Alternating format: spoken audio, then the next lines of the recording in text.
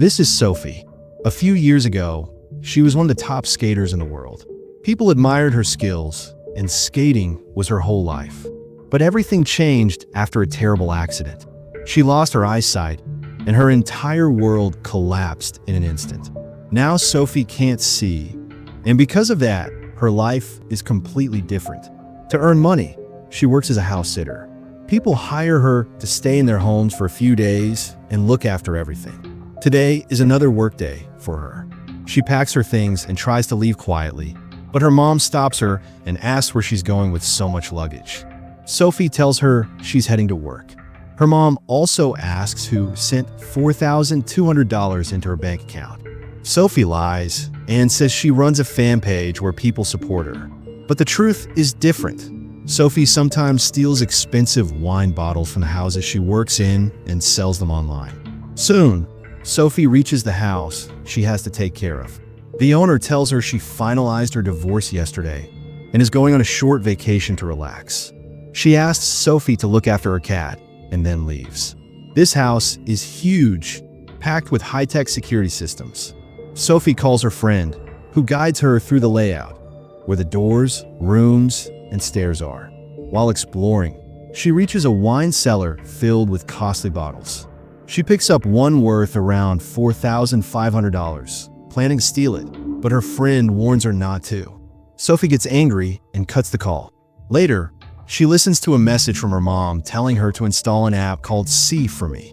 It's designed for blind people and helps them through live video guidance. Sophie ignores the message and goes outside to smoke, but the moment she steps out, the door locks behind her. She tries to open it but can't, and panic kicks in. She thinks of calling her friend, but stops because they just argued. Then she remembers the app her mom mentioned. Using voice commands, she installs See For Me and connects to a helper. The first girl she reaches behaves oddly, so Sophie hangs up. She tries again and connects with Kelly, who is calm and helpful. Kelly tells Sophie to go to the back door, but snow has jammed it. Kelly then guides her on how to force it open, and Sophie manages to get inside. But the house alarm suddenly starts blaring. With Kelly's help, she quickly shuts it off. Grateful, Sophie adds Kelly to her priority contacts, so all help requests go straight to her. That night, before sleeping, Sophie listens to skating documentaries. Even though she can't skate anymore, that passion still lives inside her. Eventually, she drifts off. Outside, a car quietly pulls up near the house. 3 people step out, thieves, and they're here for one thing: the $10 million hidden in the secret safe inside the house. Sophie, asleep in the giant house she's supposed to watch over. Meanwhile, the 3 thieves finally reach the property. They quietly disable the security system, unlock the door, and slip inside. As they try to crack open the hidden safe, Sophie hears unfamiliar voices. She wakes up and quickly checks around, thinking maybe it's just the cat making noise. To confirm, she presses the small alarm attached to the cat's collar. The bell rings loudly. One of the thieves hears it and immediately realizes someone might be inside. He walks in the hall with a flashlight and only sees the cat sitting there. Still suspicious, he returns to his partners and says there's definitely someone here. He tells them to continue opening the safe while he checks the rest of the house. At the same time, Sophie's phone slips from her hand and hits the ground. The thief hears the sound and follows it, but Sophie quickly grabs her phone and slips into another room. She immediately calls the police and reports the break-in. The operator assures her that officers are on their way. After that, she calls Kelly and explains everything in a panic.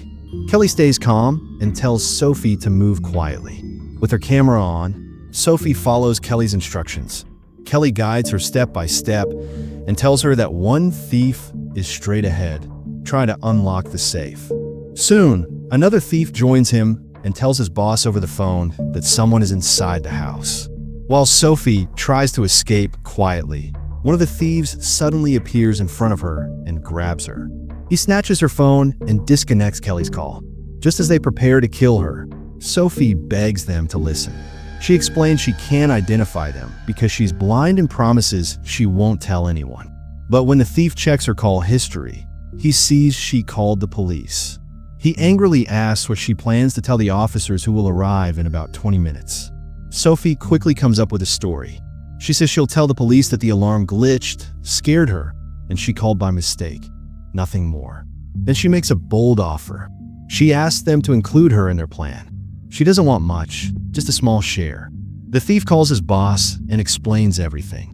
Surprisingly, they decide to let Sophie be part of the plan. Sophie then calls the police back and tells them not to come, but the operator says they still have to send a female officer to confirm the situation, just in case she's lying or under threat. Soon, a female officer arrives. Sophie tries to convince her that she's alone and everything is fine, but the officer insists on checking the house. She searches every room with her flashlight while the thieves hide silently in different corners. The officer repeatedly asks Sophie if she's in danger or needs help, but Sophie stays firm and says she's safe and doesn't want any assistance. Finally, the officer turns to leave. But right then, a phone lying nearby starts ringing, the thief's phone. His boss is calling. The officer picks it up and hands it to Sophie. Sophie answers and pretends she doesn't know what's happening, then turns the phone off. The officer, still unsure, steps outside. But before she can leave completely, she receives a call from the police station. They tell her that a girl named Kelly contacted them and reported that intruders are inside this exact house. The moment the officer hears Kelly's warning, she steps right back into the house to check again. That's when one of the thieves suddenly walks out and pretends to surrender. He says he's the only intruder and offers to go with her quietly. But the officer doesn't trust him at all. She immediately calls the station and asks for backup. Before she can finish, another thief rushes in and shoves her. The officer fires a shot that barely misses him. The first thief then loops a wire around her neck and strangles her. She dies on the spot. Sophie hears everything. She grabs the officer's gun and runs out of the room as fast as she can. Scared and confused, she opens the See For Me app again and reaches Kelly. Kelly talks her through the house, helping her find a place to hide. Sophie slips into a room, but one of the thieves eventually finds her. He tells her to give up. Kelly quickly tells Sophie to adjust her camera so she can see him. Following Kelly's instructions, Sophie fires the gun. The shot hits him directly, and he collapses. Sophie moves deeper into the house, but the second thief suddenly appears. Kelly tries to guide her again, but the connection drops. With no help, Sophie fires several times, but all her shots miss. The thief charges toward her. Just then, the connection returns, and Kelly yells for her to shoot again. Sophie fires, and this time the bullets hit the man in the chest. He falls dead. Meanwhile, the third thief finally manages to open the safe, but Sophie reaches him before he can escape. He raises his hands and tells her they don't know each other and have no reason to fight. He just wants to take a share of the money and leave. He picks up a bag of cash and begins to walk away, but Sophie points the gun at him again. Kelly tells her he's perfectly in her line of sight and tells her to fire. But right at that moment, Sophie's phone dies, cutting off the call. The thief grabs his friend's weapon and shoots at her, but Sophie fires first, hitting him and ending him instantly.